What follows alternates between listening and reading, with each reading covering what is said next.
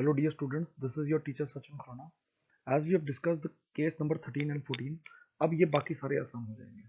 Now when increase in demand is equal to increase in supply. See, अब ये distance हमें equal लेना है और यहाँ पर हम देख रहे हैं कि जब हमारा न्यू सप्लाई कर्व और न्यू डिमांड कर्व इंटरसेक्ट कर रहे हैं तो क्या होगा, हमारे पास प्राइस में कोई चेंज नहीं आएगा, but there will be an increase in quantity and shift in the equilibrium point from E to K. The next case comes, we will understand when decrease in demand is greater than decrease in supply. तो distance ध्यान रखना जिस तरफ greater है. We have talked about this earlier also कि हमें almost 3 times लेना है. अब कई बार बच्चे पूछते हैं कि Sachin sir why 3 times. 3 times इसलिए कि ताकि हमें डायग्रामेटिक प्रेजेंटेशन आसान हो जाए, right, not 2 times, almost nearly 3 times. तो जब हमने डिक्रीज इन डिमांड किया greater than decrease in supply तो न्यू इंटरसेक्शन पॉइंट हमारा यहाँ पर आया, तो ये बन गया new equilibrium point, new equilibrium quantity and new equilibrium price. Likewise, when in decrease in demand is less than decrease in supply, तो क्या होगा, देखिए decrease in demand इतना है लेकिन this is less than decrease in supply, तो यानी कि decrease in supply is greater, तो new intersection point जो यहाँ आएगा, so this is our new equilibrium point, new equilibrium price, new equilibrium quantity.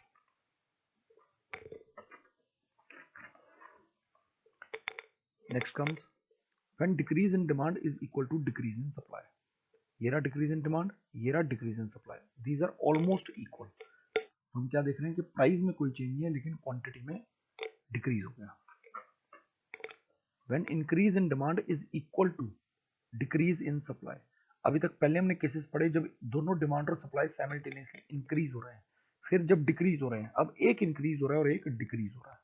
तो सी इंक्रीज इन डिमांड ये रहा right side, it is equal to decrease in supply. तो हम देख रहे हैं there is no change in quantity but there is change in equilibrium price. हमें हमेशा न्यू इंटरसेक्शन पॉइंट्स देखने हैं, new demand curve and new supply curve. Increase in demand is greater than decrease in supply. तो देखिए ये रहा increase in demand, ये रहा डिक्रीज इन सप्लाई, फिर से आ गया न्यू इंटरसेक्शन पॉइंट. क्वांटिटी भी बढ़ गई, इक्विलिब्रियम प्राइस भी बढ़ गया और इक्विलिब्रियम पॉइंट जो है that has shifted from E to K.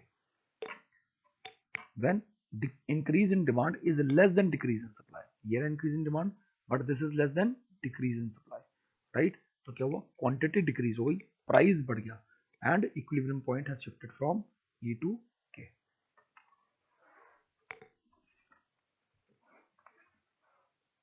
Next comes when decrease in demand is equal to increase in supply. I hope these are getting easier with time because we have already discussed 14 diagrams very particularly, very specifically.